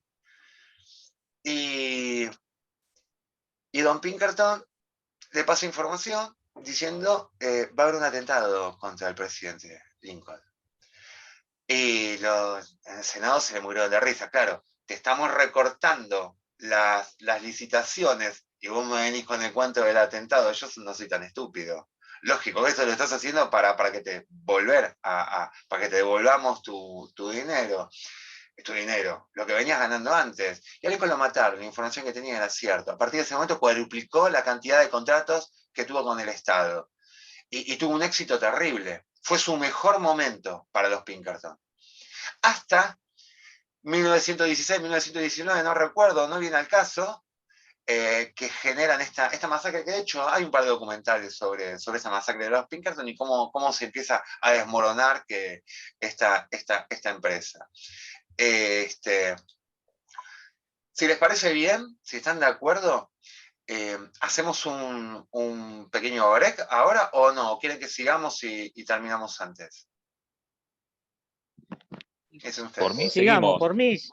Por mí seguimos, Dale, perfecto. Está interesante. Buenísimo, bárbaro. Si nos empiezo a aburrir o algo, no se trata de eso. Cortamos, hacemos un break y tomamos un cafecito y a la lona. Bueno, entonces, ¿qué vamos a ver? Vamos a ver la legislación. En la clase que viene, vamos a ver, porfa, acuérdense de mutearse, así sacamos el ruido. Muchas gracias. Vamos a ver la clase próxima. ¿Cuál es la legislación que hay en seguridad privada en materia federal? Es decir, ¿cuál es la legislación en seguridad privada en materia federal? Nos estamos refiriendo al decreto del Poder Ejecutivo Nacional en el 1002 del 99, que ¿para qué estaba? Justamente cuando la ciudad de Buenos Aires era federal, cuando la ciudad de Buenos Aires no era autónoma, antes de la modificación. Si bien en realidad la reforma fue en el 94, pero no había una policía local, no había una reglamentación y era necesario regular, sobre todo porque la legislación que había era de la época del proceso, entonces era obsoleta, y además porque van a haber espacios que también van a ser muy importantes regular. Por ejemplo, los parques nacionales. Los parques nacionales son federales. Entonces ahí aplica el decreto PEN, el decreto 1002 del 99. Y les digo, los ferrocarriles son federales. ¿Por qué son federales? Porque son interjurisdiccionales. No hay ferrocarril que no cruce dos jurisdicciones, que no pasen de una provincia a la otra, sea la ciudad de Buenos Aires u otra provincia. Entonces, todo lo que es tráfico interjurisdiccional es federal. Es federal. Pasa lo mismo en transporte. Si yo voy a transportar, tengo un camión y voy a transportar mercadería en la provincia de Buenos Aires, mi habilitación me la da la provincia. Si yo voy a transportar de la provincia de Buenos Aires a la ciudad autónoma de Buenos Aires, ya me la da la nación, porque es interjurisdiccional. De la provincia de Buenos Aires a la provincia de Córdoba, va a ser la nación, el Ministerio de Transporte de la Nación. No va a ser el Ministerio de Transporte de la ciudad y el Ministerio de Transporte de la provincia. Va a ser el Ministerio de Transporte de la Nación, porque es tráfico interjurisdiccional. Entonces, ahora, el registro de conducir no, el registro de conducir me lo va a dar la autoridad de aplicación, porque eso no está delegado, es lógico. ¿Por qué? Porque es poder de policía. Hay muchos y muy distintos poderes de policía, de hecho, que son más importantes que el poder de policía de Azul, el que conocemos nosotros, con el que trabajamos nosotros. Bromatología tiene poder de policía. El ANMAC, el antiguo RENAR, tiene poder de policía en materia de armas. El SENASA tiene poder de policía. ¿Qué es el poder de policía? Si les pregunto, ¿saben qué es? El poder de policía es la facultad que tienen algunos y determinados funcionarios de restringir por manera excepcional y un breve lapso de tiempo derechos que los habitantes de la nación tienen asignados por la propia Constitución Nacional. Ese es el poder de policía. Facultar a determinados funcionarios, no digo empleados, funcionarios del Estado provincial o nacional, para que restrinja derechos que da la Constitución Nacional a esos habitantes, sean o no ciudadanos, por causas excepcionales y un lapso de tiempo determinado y muy breve. Ejemplo, voy manejando con el auto, me para la policía para pedirme documento del vehículo. ¿Qué está haciendo?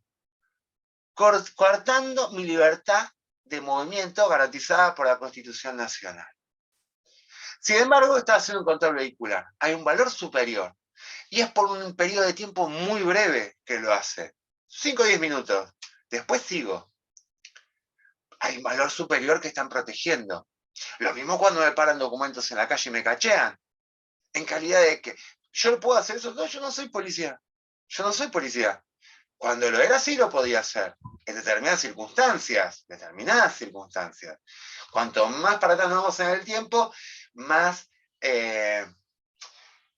discrecionalidad tenía la policía para hacer este tipo de cosas. No me gustaba la cara y el fachológico ya me servía. Pero hoy, si no tengo una motivación, por más que encuentre algo robado, por más que encuentre que tiene droga, ¿y por qué lo cachó? Y por olfato policial, ¡pum!, se va por tierra.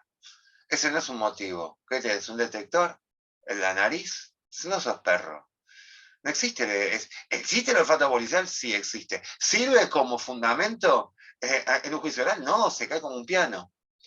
Antes, cuando yo era chico, claro, lógico, claro, que te paraban y olvídate. ¿Qué problema? Bromatología. Va a hacer una inspección en un restaurante y encuentra una cucaracha. Encuentra una rata. Clausura el restaurante inmediatamente. Te pone la faja. ¿El derecho al trabajo? ¿Garantizado por la Constitución Nacional? No. Pará, la presunción de inocencia me está dejando sin trabajo. No, tengo poder de policía en materia de salud alimenticia. No. Hay cucaracha. Hay un riesgo que es mayor, que es la salud de todas las personas a las que están comiendo tus productos, que vos no le estás vendiendo la mercadería con la calidad y la inocuidad que establecen las normas. Entonces, tu principio de inocencia se ha invertido. El artículo 19 de la Constitución Nacional puede esperar. Yo te clausuro, después vemos. El SENASA. Tengo una vaca con aftosa, una sola vaca con aftosa. Me matan 2000. Pará, ¿el derecho a la propiedad? No. ¿Tu vaca con aftosa alcanza como para poner en peligro no las 2000 vacas que no testeé, sino millones de vacas a las de la provincia? Y me haces perder las exportaciones de toda una región a los países más importantes para poder venderle carne libre de aftosa sin vacunación. Entonces, no, claro que te las mato las vacas. Y el derecho a la propiedad privada garantizado en la Constitución. Ese es el poder de policía. Por eso, yo como oficial de prefectura no puedo matar una vaca porque tiene aftosa, porque no tengo ese poder de policía delegado. Tengo otro poder de policía. Además, una diferencia que tienen los funcionarios policiales con respecto a los demás particulares. Eso de que todo lo que no está prohibido me está permitido, ese principio de legalidad, todo lo que no está permitido, todo lo que no está prohibido está permitido, para los funcionarios policiales es al revés. Todo lo que no está permitido está prohibido, se invierte. Un policía solamente puede hacer exactamente y taxativamente lo que marca la ley, que le da ese poder de policía. Su ley orgánica. Es policía en tal materia, tal materia, tal materia y tal materia. Con estos alcances. ¿Por qué? Por ejemplo, la FIP es policía. Claro que es policía. La FIP puede hacer allanamientos, de hecho los hace. La aduana. Esa FIP es aduana, de hecho. Pero la FIP te puede clausurar un negocio porque no entregaste factura. Te espera afuera, le pide al cliente la factura y te multa al cliente y te clausura el negocio. Como policía de la ciudad, ¿puedo clausurar un negocio porque no emitió una factura? No, porque no tengo ese poder de policía. Por eso, el poder de policía de azul, el poder de policía de seguridad es al que nos referimos, poder de policía de seguridad y poder de policía judicial, como auxiliares de la justicia, es el que cuando decimos policía se nos viene a la cabeza. Poder de policía de seguridad, muy distinto del poder de policía judicial. Poder de policía de seguridad, prevengo la acción, prevengo que el hecho se concrete, que los daños lleguen a consecuencias ulteriores. Poder judicial, sí, poder de policía de seguridad judicial en realidad es. El que tiene la capacidad de investigar, el que tiene la capacidad, una vez que el hecho se consumó, de sandar el camino para poder individualizar y capturar a los culpables. Eso también es poder de policía. Es otro poder de policía. Distinto al poder de policía de seguridad. La policía de azul tiene los dos poderes. En nuestro modelo policial. En nuestros modelos policiales, no los tiene. La policía local catalana o española, las policías locales, de los municipios, policías que tienen 15 efectivos. Yo tenía un compañero del doctorado que era jefe de policía. De una policía de un pueblo que tenía 11 efectivos, eran 11 efectivos y él. Él tenía solamente poder de policía de seguridad, no tenía poder de policía judicial. Él no investigaba nada. Se tropezaba con algo, hacía el acta, primera diligencia, púmbate, al juez. Que investigue otro. Investiga el juez, investigará la Policía Nacional, la Guardia Civil, los Mossos de Escuadra, que es la Policía Autonómica. Yo, policía local, no. Yo soy policía de seguridad, claramente diferenciado. Para nosotros es algo impensable. Allá funciona. Funciona mucho. Porque la corrupción, principalmente, ¿dónde está el negocio? La policía de seguridad o policía judicial. Principalmente la policía judicial. Y además, son lo mejor que nos puede pasar a los ciudadanos es tener policías que se pisan los callos. Si tenemos policías que se pisan la quinta y se llevan mal entre ellos, van a haber menos delitos, porque va a haber menos tranza, porque negociás vos, pero yo te volteo a vos y con el que negociaste. Entonces vos no vas a negociar. Entonces ya no tenés un desarmadero, entonces ya no tenés un puntero, entonces ya mejora la sociedad. Bueno, pero acá todos tenemos miedo a las policías locales. ¿No? Todos me refiero a los políticos, ¿no? Porque se desandan muchos negocios y eso no está bueno para muchas personas. Entonces, vamos a ver, en el caso de la 1 del 94, la seguridad privada en el ámbito aeroportuario, el decreto PEN 1002 del 99, este depende del Ministerio de Seguridad de la Nación. Ahora, de la misma forma les digo que el que te tiene que dar el alta bajo este decreto es el Ministerio de Seguridad de la Nación. Ahora, por ejemplo, una colega que fue estudiante de la hermosa Universidad Nacional de Lanús, de la licenciatura en Seguridad, está trabajando en un ferrocarril, en un cargo de seguridad muy importante. Ya ella es brillante. La recuerdo de primer año, tenía 19 años, cuando la conocí ya se notaba distinta. Cuando egresó a los 22 años, una cosa así, una locura, 22, no tenía 23 años, ya la notaba distinta. Empezó a trabajar ahí y ya con un buen puesto, ya ahora con estos años, nada, es que, bueno, se agarraba la cabeza porque todos los vigiladores están dados de alta o en Ciudad de Buenos Aires o en provincia, pero es jurisdicción federal.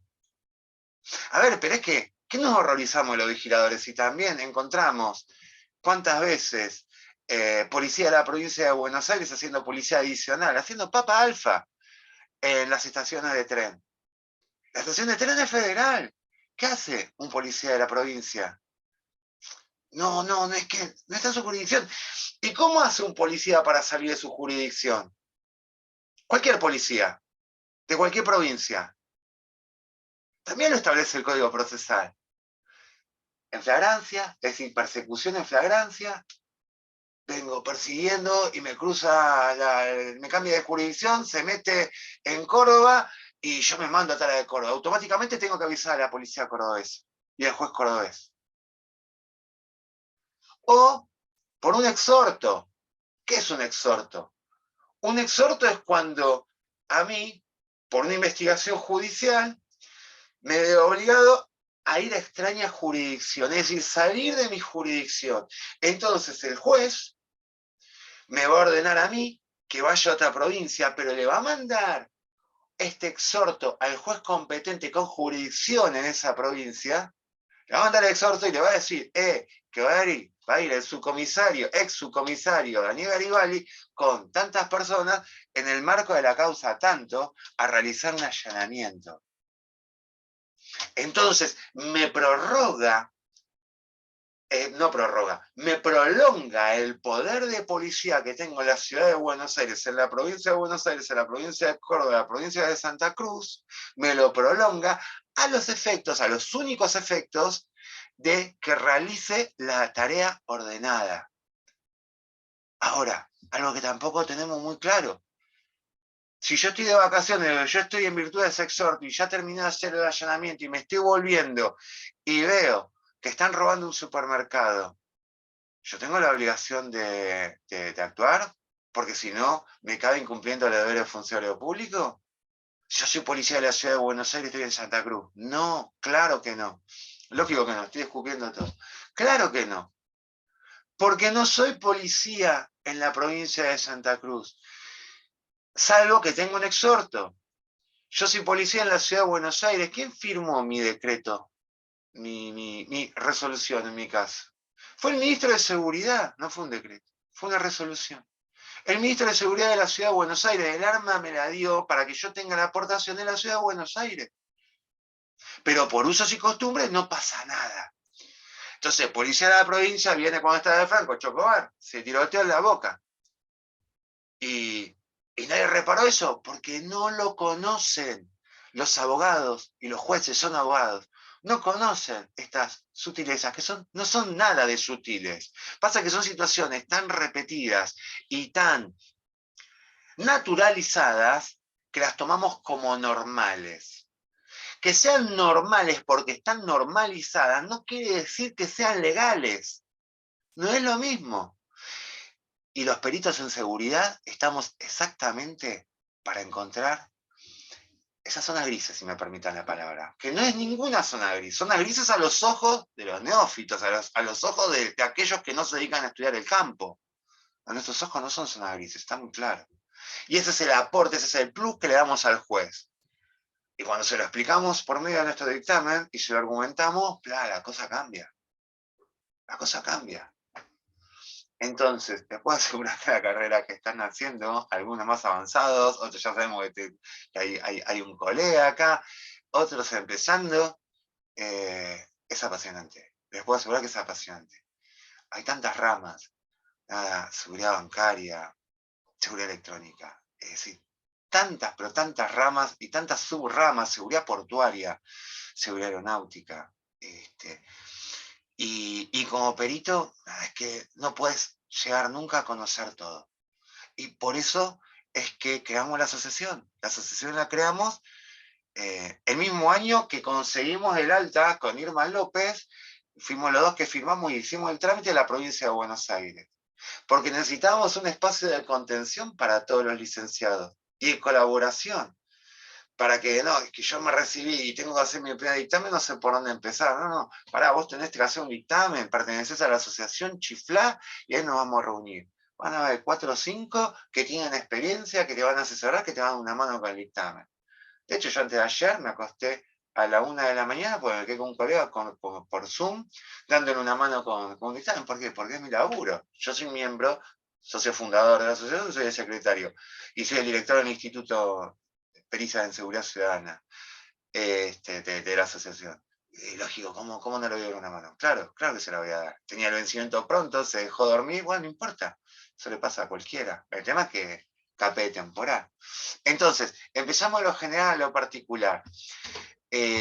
Vamos a ver qué pasa con el ámbito de seguridad portuario, vamos a ver la seguridad privada del ámbito aeroportuario, una norma muy pulida porque es muy específica, muy interesante. Nos vamos a meter de lleno en la provincia de Buenos Aires. Le vamos a dedicar una clase, porque lo merece. Porque ¿dónde vamos a trabajar? Y a trabajar como director técnico, a trabajar como perito. Ciudad de Buenos Aires, provincia de Buenos Aires, pase los dos campos, salvo alguno que se vaya a Córdoba. Bueno, hay otra asociación ahí que los cordobeses le den una mano. Yo la verdad que la legislación de Córdoba no conozco ni me interesa porque no pienso litigar nunca allá. La unidad número 3, seguridad privada en la Ciudad Autónoma de Buenos Aires. Lo mismo, las prohibiciones y obligaciones de los prestadores, el armamento, ¿cuándo? La progresividad, el director técnico. Controlador de admisión y permanencia. Esto va a ser para la provincia. Tendría que ser, acá me equivoqué cuando armé el programa, me tengo que hacer cargo, más que esta clase está grabada. Tendría que ser la unidad 3, porque va después de seguridad privada de la provincia de Buenos Aires. Género y seguridad privada. Esta clase no la voy a dar yo, la va a dar una colega, una compañera. Estamos entre dos opciones, la que pueda, la vamos a invitar. Las dos son egresadas de la UNLA. y las dos tienen mucha experiencia en el campo. Seguridad electrónica, materia de seguridad privada. Acá vamos a llamar a otro colega, porque la verdad que es un campo apasionante, sumamente complejo. Me tocó hacer un dictamen pericial. Por suerte había un perito, no perito de parte, sino un consultor técnico de parte que es también un colega y miembro de la asociación. El dictamen pericial es único, lo hacen todos los peritos que intervengan, hacen un único dictamen, se tiene que poner de acuerdo, por la razón o por la fuerza, pero se tiene que poner de acuerdo, y si hay disidencias muy marcadas, uno presenta el dictamen en disidencia, pero nadie lo quiere presentar solo, porque si lo presentas solo te debilitas. Entonces, pero nada, la verdad que estuvo interesantísimo este dictamen, porque me reforzó muchísimo. El rol de los sindicatos en el campo de la seguridad privada. Acá también vamos a contactar a otro colega para que nos hable de cuál es la realidad sindical, una realidad bastante compleja, donde hay muchos gremios, donde ningún gremio tiene demasiada fuerza, o hay uno solo que es el más combativo, que es curiosamente el que no tiene representación, el que no tiene personería gremial, que es el SUDCA. Pero bueno, existe. Seguridad de la cadena de suministro, la figura de operador económico autorizado. Esto es apasionante y digamos que, si bien no pertenece específicamente al campo de la seguridad privada en torno a el vigilador, pero sí es seguridad privada porque es la propia empresa la que gestiona su seguridad para obtener beneficios económicos por parte de la aduana. Algo que no conté, yo les conté la parte buena de cuando me fui de policía, que tuve una dedicación exclusiva en la UNLA. Lo que no les conté es que de la misma forma que crecí mucho y muy rápido en la UNLA, también bajé mucho y muy rápido en la UNLA. Es que me crucé con la persona menos indicada y para decirle lo que pensaba. Y se lo dije y no le cayó muy bien. Entonces, de repente pasé de tener una dedicación exclusiva a tener una dedicación simple. ¿Eso qué quiere decir? Que de un año al otro pasé a ganar la cuarta parte de mi sueldo. Por eso es que hasta que me diversifiqué y ahora estoy en la Universidad de Gran Rosario armando un máster en seguridad, en política de seguridad. Si Dios quiere, para el año que viene ya lo vamos a tener. Me dediqué a trabajar en materia de operador económico autorizado. Yo estos años estuve trabajando mucho, por suerte, porque también me sirvió, y por eso es que lo quiero compartir con ustedes, porque le va a dar las herramientas que necesitan para realizar pericias, para tener una vara, una guía, un protocolo que está súper probado, y en torno a estándares de seguridad, porque la seguridad es compleja porque es una obligación de medios, no es una obligación de resultados. ¿Saben cuál es la diferencia entre obligación de medios y obligación de resultados? ¿Sí o no? ¿No? ¿Lo explicamos? Lo explicamos, no. Hablo en plural, como el Diego. No, el Diego hablaba en tercera persona. Yo hablo en plural. Igual el caso es lo mismo, está mal. Pero al Diego se le perdona todo y a mí no. Obligación de medios. Voy al médico a que me opere de una afección cardíaca y yo me muero en la operación. Entonces mi familia litiga contra el médico. ¡Ey, entró vivo, me lo sacaste muerto! Voy a un abogado a que me defienda en el juicio y el juicio lo pierdo. ¿Te manda a mi abogado porque me perdió el juicio? No. ¿Te manda al médico porque me sacó muerto? No. Él hizo todo lo que su saber y la ciencia, los saberes tecnocientíficos hasta este momento, hasta el momento del hecho, tenía a su alcance. Apliqué todo mi conocimiento. Las cosas salieron mal, pero hubiera habido mala praxis de mi lado si yo, médico, no realizo las tareas acorde a lo que establecen las buenas prácticas o los protocolos. Entonces ahí sí, si yo abogado, te hago perder el juicio porque se me pasó un vencimiento, claro que voy a incurrir en una mala praxis. Vos vas a por de mala perdí el juicio, porque la verdad que el otro tenía mejores argumentos que los tuyos, que yo te lo expresé en palabras cuando te hice el escrito, que vos después me firmaste. No, yo no tengo por qué, yo no soy responsable. Yo apliqué todo mi saber para defenderte de la mejor manera posible. Ahora, bueno, se hace lo mejor que se puede. Obligación de medios es eso. Yo estoy obligado a poner a disposición todos los medios que existen, que tengo alcance, que debería por mi profesión oficio conocer. Diferencia con obligación de resultados. Contrato a un ingeniero para que construya un puente. Y el puente se cae a los 2 meses. Contrato a un arquitecto, a un maestro mayor de obra para que me construya mi casa. Y la casa a los 6 meses se me fisura de punta a punta. Y me empieza a caer agua. Y la tengo que demoler. No, yo a vos te contraté para que me construyas la casa. Yo a vos te contraté para que me construyas un puente. Si ese puente no resistió es porque te equivocaste en el cálculo. Entonces, esa es una obligación de resultado. La diferencia es sustancial, la diferencia es importantísima. Una es una obligación de medios, otra es una obligación de resultados. Un arquitecto no me puede decir, yo hice todo lo que sabía, no, sabías muy poco, el título lo compraste, vos no sos ingeniero.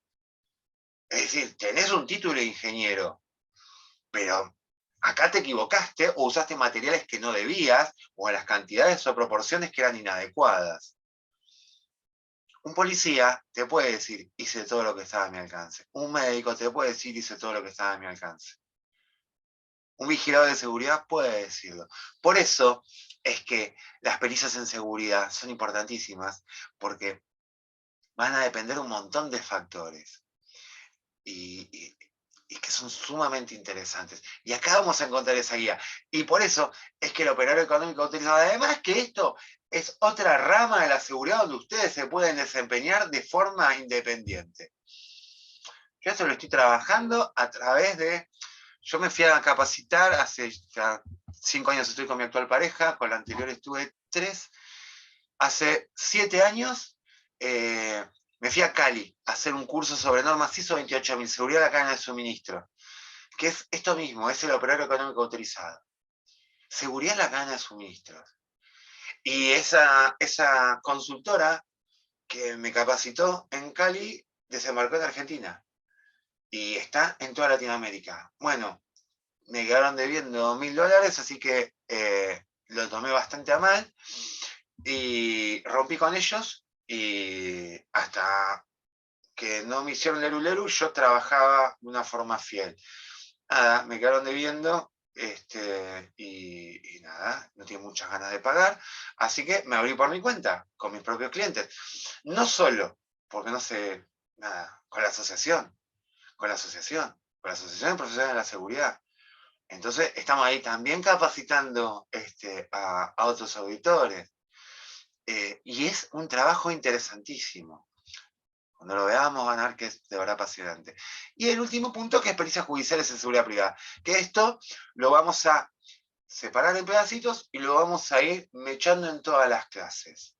Porque vamos a abordar todos los temas desde esta perspectiva. ¿Por qué? Porque si sos perito judicial en seguridad, no es en seguridad privada, es perito judicial en seguridad ciudadana o en seguridad privada, porque nos enfocamos de lleno en la seguridad privada. Pero el alta pericial es en seguridad o seguridad ciudadana. Si vos sos perito y mirás los objetivos con ojo de perito, y sos jefe de seguridad o director técnico, es que la llevás de taquito, porque cerrás todas las brechas por donde te pueden entrar.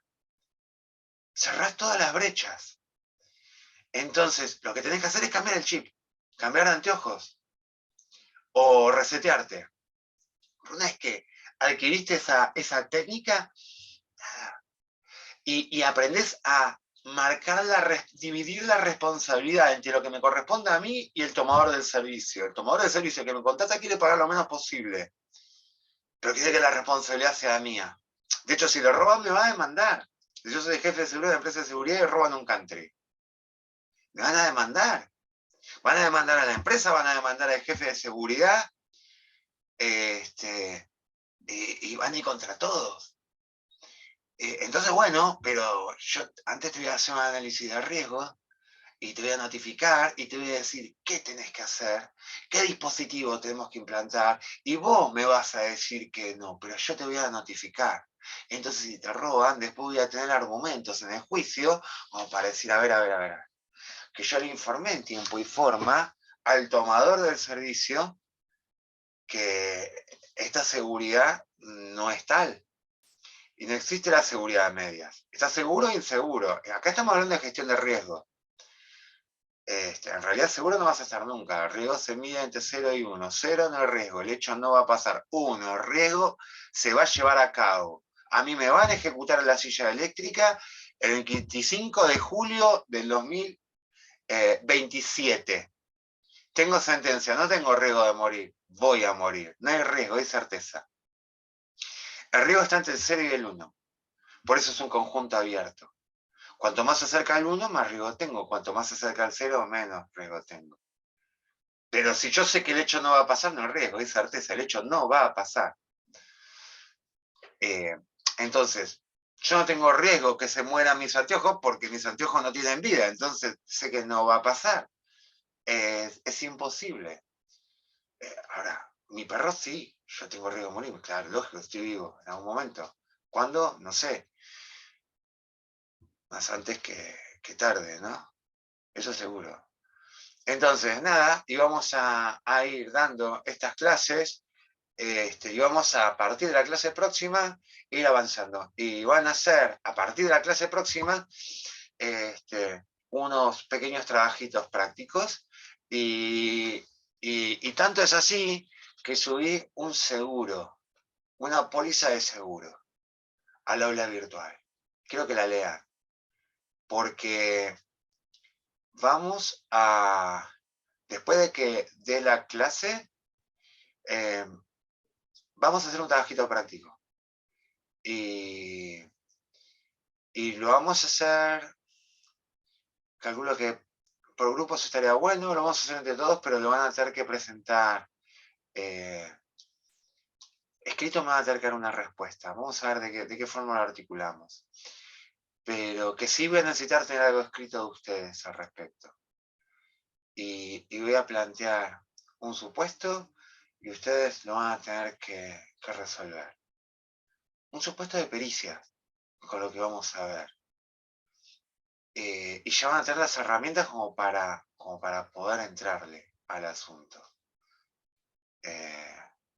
Nada, para hacerlo más interactivo y sobre todo, para que esto no sean simplemente normas, como me enseñaron a mí en el UFA, que me las aprendía casi de memoria, sino el saber para hacer. El saber para hacer. Yo conozco una ley para poder aplicarla, para que no me entren a mí por esa brecha. Es decir, yo no puedo dejar esa puerta o esa ventana abierta. Yo no. Desde lo metafórico, ¿no? Yo tengo que cerrar todas las brechas. Porque no quiero perder un juicio, ni quiero perder mi trabajo. Entonces, pero menos un juicio. Bueno, si les parece, vamos cerrando. ¿Les parece ok? Y nos vemos entonces el miércoles que viene, a la misma hora, 18:30, y le damos hasta que encuentre el mismo tipo de respuesta que ahora. Muchas cámaras apagadas, y ¿eso qué quiere decir? Que están cansados y que ya no tiene mucho sentido seguir hablando. Y No, pero es que nada, es más fácil hablar que escuchar, ¿eh? Yo no soporto las clases, ya estoy, y a mí me costaba mucho no dormirme, somos todos adultos. Estudiamos todos adultos, es decir, estamos cansados, queremos estar con nuestra familia, nada. Profe, Sí. ¿análisis de vulnerabilidad y riesgo serían lo mismo? ¿Perdón? ¿Análisis de vulnerabilidad y riesgo serían sinónimos? No, la verdad que no. El riesgo puede ser externo, la vulnerabilidad siempre es interna. La vulnerabilidad es propia de la institución, de la organización, de la persona. Yo soy más vulnerable a que me hagan el cuento del tío, a que me vengan a robar por el uso de la fuerza. ¿Por qué? Porque peso 100 kilos, porque mido 1,89 m. Entonces, soy disuasivo. Pero a mí me venía de chamullo y entro como un hit porque soy hombre. Y lo tonto no me lo quita nadie. Entonces, gracias a Dios, la mayoría de los hombres son más inteligentes que yo en ese campo. Porque mi pareja, Jenny, mide 1,50 m, no llega a los 50 kilos, ella es más vulnerable a los delitos violentos que a la estafa. Porque la flaquita es más bicha. Entonces a ella no le van a hacer el cuento del tío. A mí sí. Entonces la vulnerabilidad es propia de la persona o de la organización. El riesgo es externo. También hay riesgos internos, si están dentro de la organización. Eso ya lo vamos a ir viendo. La verdad que había una unidad de análisis de riesgo, pero en realidad tendríamos que verlo, porque yo la saqué porque es una unidad bastante dura y es una unidad que cuesta bastante. Pero es importante saber hacer un análisis de riesgo. Es importante. La verdad que sí. Bueno, si tenemos tiempo lo vemos y hacemos una matriz de riesgo por escenario. Así podemos, a ver, le voy a ser sumamente sincero, yo no estoy para mentir. Esto de bajar la realidad a un papel es un ejercicio casi místico, si me preguntan, ¿no? Hay mucho es lo más parecido a la realidad que podemos acceder. Pero esto del análisis de riesgo, si bien es una herramienta que se utiliza mucho y que es necesario utilizar y que como perito la utilizo, y si no la encuentro, es lo primero que ataco y lo justifico porque también soy consciente de las limitaciones que tiene. Es muy complejo pretender abarcar todos los escenarios posibles, todas las brechas que se pueden generar, porque cada escenario se va bifurcando, cada vez más, cada vez más, cada vez más. Entonces lo tenemos que abordar todo. Bueno, todo no lo vamos a poder abordar, pero ¿saben qué? Algunos sí. Entonces, si lo tenemos visualizado, si lo podemos expresar en palabras, es decir, conceptualmente lo identificamos y lo escribimos, y no es solo identificar el riesgo, sino la mitigación a ese riesgo. ¿Qué plan de contingencia tengo para mitigar ese riesgo? Ese es una gestión de riesgo. Primero lo identifico, después tengo la mitigación. Es decir, no, me estoy equivocando. Primero identifico el riesgo, después lo disuado. Después trato de impedir que ingrese, que ese riesgo que me llegue. Ahora, si ya tuvo una intrusión, tengo que desplegar ahí un plan de mitigación para que el daño sea lo menor posible. Pensemos en fuego, que es más fácil. Primero que no se genere el incendio. Todo apagado. Si tengo que tener algo encendido, todo ignífugo. Si la carga de fuego es tan grande que lo ignífugo deja de serlo, bueno, voy a tener sprinkler para atacarlo, para que el daño sea el menor posible. Que se quemó todo, que voy a tener un seguro contra incendio. Entonces, vamos a ir a la escalada. Si falla esa mitigación, ¿qué otra barrera tenemos? O no, o terminamos trasladando al riesgo con un seguro. ¿Qué hacemos? ¿Nos quedamos nosotros con el riesgo? No, se lo paso a la compañía aseguradora, no lo asumo yo. Muchas veces, además de tener estas medidas, tenemos que trasladar el riesgo. Muchas veces, para poder asumir esa responsabilidad, el dador de carga nos exige que tengamos un seguro. Es decir, nos exige que traslademos el riesgo. Entonces, es importante que lean esa póliza, pero leanla de una forma inteligente. Lean toda la póliza, de punta a punta. Y ya van a encontrar la parte que les interesa. O cuando lean el supuesto, van a entender por qué. Y esa es la tarea que queda para lograr. Es leer una póliza de seguro, nada más que eso. Ya después la vamos a saber usar. Pero sumamente interesante. Bueno, por lo demás, leemos la póliza, hacemos un comentario, mandamos por un Word. No. Nada. Ahora leemos la póliza de punta a punta. Si hace falta la imprimimos, la rayamos o sabemos bien las partes que nos van a interesar, porque nos vamos a dar cuenta. Vamos a hablar de mercadería en tránsito. Mercadería en tránsito. Leámosla con esa clave. Tránsito. camión con mercadería. Algo le va a pasar a ese camión. Y vamos a pensar como peritos en seguridad. Y toda esta materia la vamos a pensar como peritos en seguridad porque van a ser peritos en seguridad. Salvo que no quieran serlo, porque van a estar facultados para hacerlo. No facultados, no solo habilitados para hacerlo, que la habilitación te la da el título. Me interesa que estén facultados, que tengan las facultades técnico-conceptuales como para poder desarrollar. Y si no, sepan siempre que que hay muchos licenciados en seguridad que lo estamos haciendo y que, nada, no es un grupo de autoayuda, pues no nos abrazamos y no nos podemos llorar, pero es lo único que nos falta. Sí, es un grupo de autoayuda. Y muchas veces también nos abrazamos y no podemos llorar. Pero, muchas no, pocas. Pero no es la idea. La idea justamente es dar existencia. Y la idea es conseguir el colegio. Pero eso son otros García y lo vamos a conseguir. Por lo demás, esta clase ahora la voy a subir. Avísenle a sus compañeros que pueden entrar. Y nada, está todo grabado. El que no la ve, yo no puedo hacer nada. O sea, eso depende de cada uno. Bueno, les deseo muy buena semana y muy buen finde y hasta la semana próxima. Chao, profesor, nos vemos. Adiós, hasta luego. A la semana que viene, profe. Hasta luego. Hasta luego. Espero no Hasta la semana que viene. Hasta luego.